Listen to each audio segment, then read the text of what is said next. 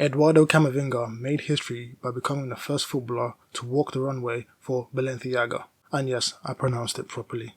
But anyway, over the recent years we've seen more and more footballers get involved in high-end fashion, whether it's attending Fashion Week, whether it's modelling, or starting their own brands themselves. But forget all of that.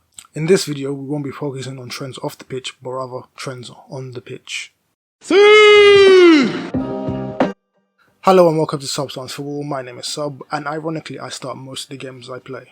In this video we'll be looking at the most popular on-field fashion trends and who started them, but before we do that, let's make things crystal palace clear. So number 1, for something to qualify as a trend, it has to be known by several players and have some kind of maybe cultural impact on the world of football. So you can see this kind of trend on grassroots football should I say, and you can also see it at the top in the Champions League, the World Cup, etc. So all levels of the game. So that means things that are unique to certain players will not be included in that list. So if you're thinking maybe someone like Alan St. Maximum and his Gucci headband will be in this video, or any of the videos I make in this series, that is a no, because that's something that's unique to solely him. And number 2, trendsetter and the person who started the trend may not necessarily be the person who did it first. You know, a lot of times with fashion it's not about who did it first, it's who wore it the best, and that's the case here with football as well. And now that's all cleared up, let the catwalk begin, or whatever they say in the fashion world, I really don't know. We all know that some base layers have turtlenecks, kind of like this one.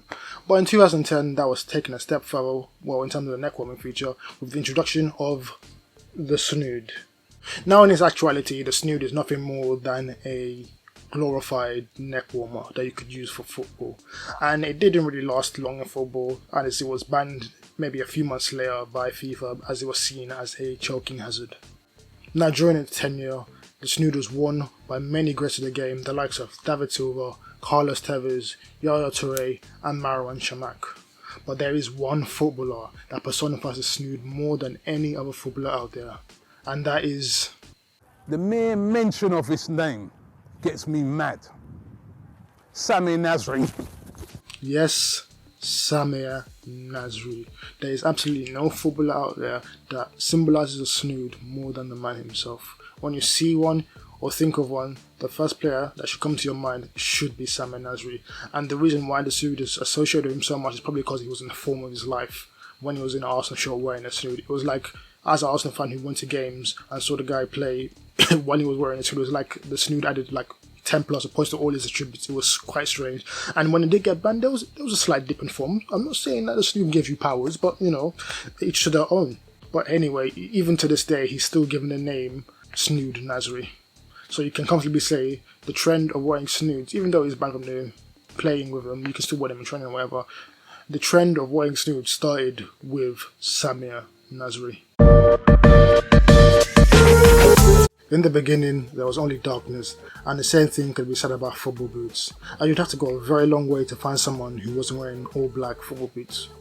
That all changed in 1998 with the boy wonder, El Phenomenal, and probably the most famous footballer at the time, Ronaldo. The 1998 World Cup saw Nike launch what is probably their most iconic and important boot today, and probably the godfather of all speed boots, the Nike Air Mercurial. I know I'm wearing Puma, but I left my Nike boots in the car and I can't be asked to get them, so deal with it. The blue, yellow and silver colorway is still fondly remembered to this day. As you can see, there's still many remakes that have been made throughout the years, and from that launch it saw like the birth of the rainbow of football, should I say. Like, it's very rare to even find black boots nowadays. You find football boots of all different colours, orange, green, yellow. You wouldn't see this back in the 90s, but now it's almost impossible to find black boots. So you can comfortably say that the popularity of Ronaldo, along with Nike launching these boots at such a time as the World Cup finals in Paris, made the trend of wearing colourful football boots a thing. So we're going to credit that trend to Ronaldo, El Phenomenal. Football is a mental game as much as it is a physical one.